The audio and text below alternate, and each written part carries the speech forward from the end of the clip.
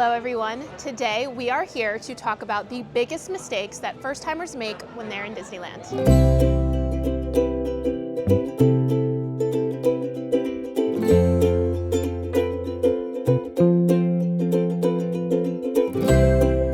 We'll be going over which rides to prioritize, some ideas when it comes to dining, and even a few tips on lightning lanes.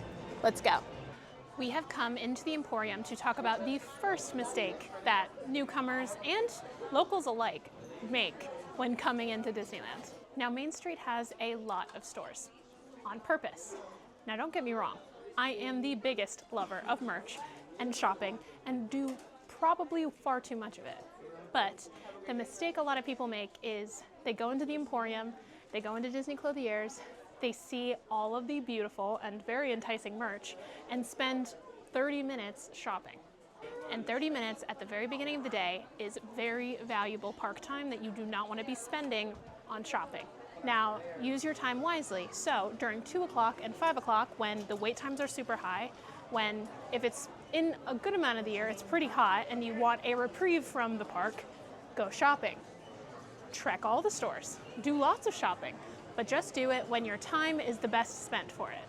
Don't do it during that very early window of rope drop or when the park isn't super busy. Shopping is very important and a quintessential part of any Disneyland day. However, don't do it when you first get here. Use that time for a ride or even to get your breakfast. I recommend a ride. But save your shopping for later. And I have a bonus tip for you because it's very important. While you are shopping, if you see something that you love, get it. That being said, spend wisely, you know your means, but if you see a merch item that you're obsessed with and you have to have it, it is likely, especially in this park, to sell out. So if you have regrets about it later, return it. Keep your receipt, don't take the tags off, keep it in its bag, tuck it in your bag, and you can always return it later. But the worst thing ever, this has happened to me too many times.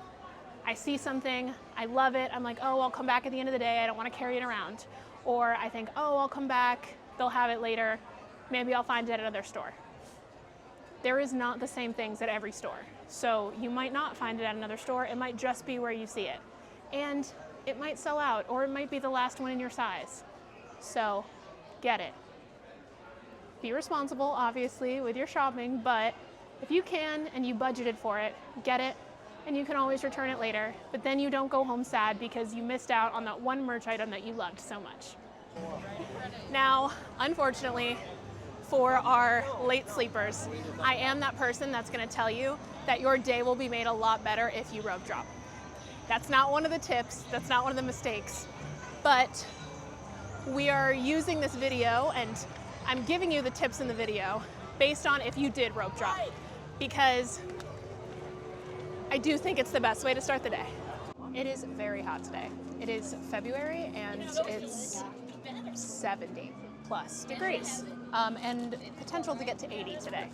So just a little snapshot of what's happening in Southern California. I sat down with you because I'm actually eating my lunch while I give you this next tip. Now, bonus tip, not counting as one of the 5. Kids' meals in Disney are kind of great.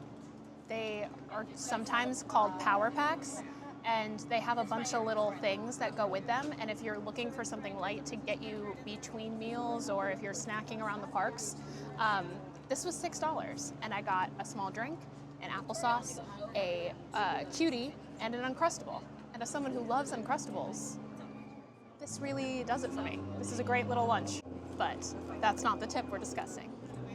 My tip is have your lunch ordered pretty much as soon as you get in the park, if you're mobile ordering. Between 11:30 and 2:30, mobile orders are very difficult. Now, not everywhere. You can, of course, always squeeze in a mobile order somewhere, but if you have your mind set on something or you're really trying to eat a specialty item, order it ahead of time. Do not wait till you're hungry, till it's 12:30, you're tired, you just got off of a 50-minute wait at a ride, and you're ready to eat, and your next mobile order availability isn't for 45 minutes. That's pretty awful. As someone who's been there and been in that position, don't do it. Have a mobile order pre-ordered so that When you're ready to eat lunch, it's ready for you. Now, you can modify that window. So for instance, if you are doing lightning lanes and you get a really good lightning lane for the same time you had that mobile order, you can always modify your mobile order. If you're not that hungry yet, modify it a little bit later until you're ready to go eat. But have it, because modifying is always the key. Trying to get a new one is a lot harder. So that's kind of universal. You can take that as advice for Walt Disney World too, but especially in Disneyland, our mobile orders get so busy. Jolly Holiday, so popular, can get up to a 2-hour wait on your mobile order.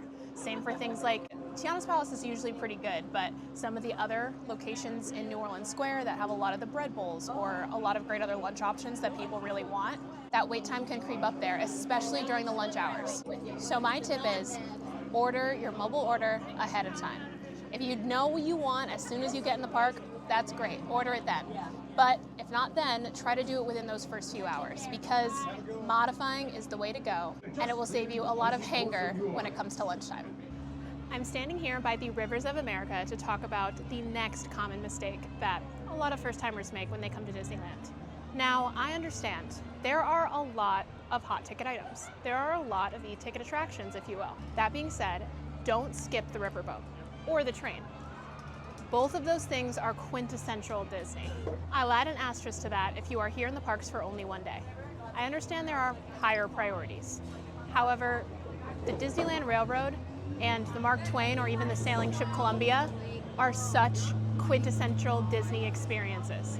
Now, they're not super thrilling, super high speed, or even all that themed, but they offer a lot of really charming experiences that are Disney in a nutshell. Now, I frequently, especially, go on the Mark Twain. I think it's so relaxing. I never get tired of hearing the music or the stories. I know it's just a boat going around the loop, but it kind of makes you feel like you're in the Disney magic. Now, the Disneyland Railroad, how can you not? That's Walt's railroad. Those are his engines, his cars. There are some fun displays. I don't want to give it away if you don't know what to expect on the Disneyland Railroad, but probably not what you're expecting. There's definitely some interesting things to see. It goes all the way around the park with stops at the top of the park, Main Street, obviously, New Orleans Square here by the Haunted Mansion, in Fantasyland Toontown area, and then in Tomorrowland.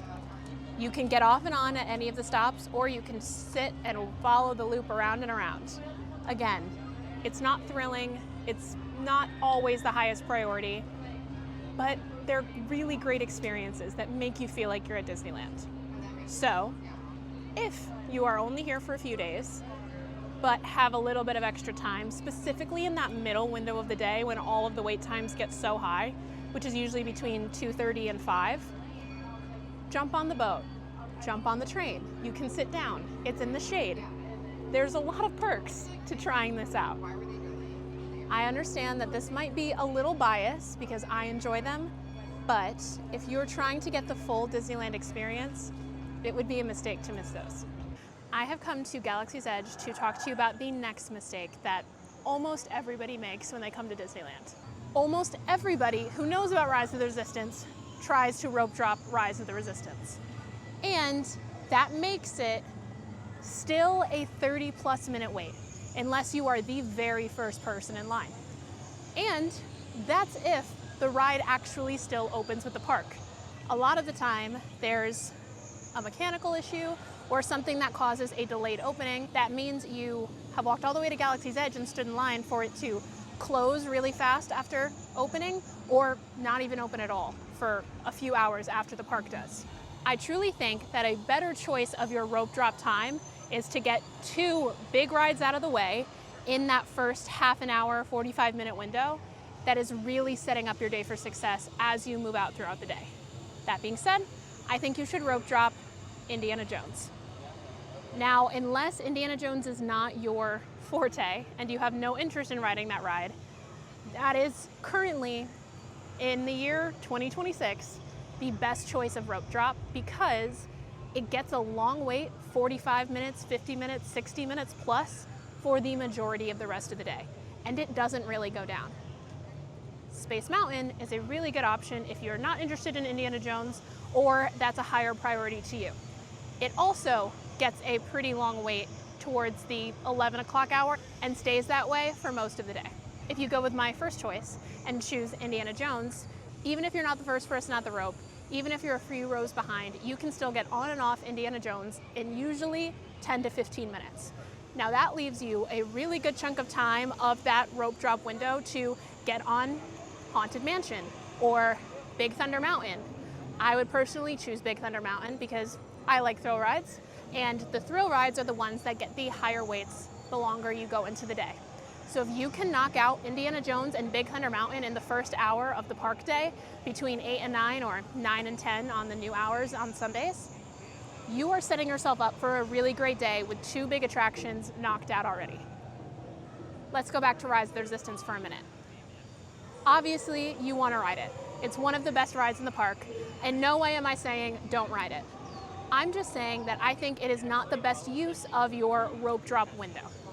That's precious time, and as someone who has stood in that line, it's really temperamental. You never know what's gonna happen with it. But if it's a perfect day, with no delayed opening, no technical difficulties, there's a lull that happens between 10 and 11.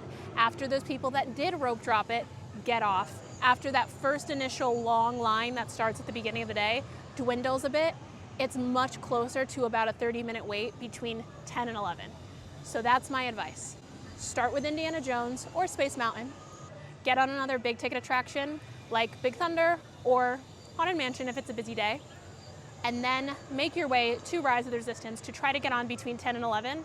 I think you'll find that you have a much more seamless experience. You're still gonna end up waiting that 30 to 40 minutes, but you will have already knocked out 2 really big rides. So remember this advice next time you see that very large group of people speed walking and sometimes running, PSA, please don't run in the parks, all the way to Galaxy's Edge for rope drop.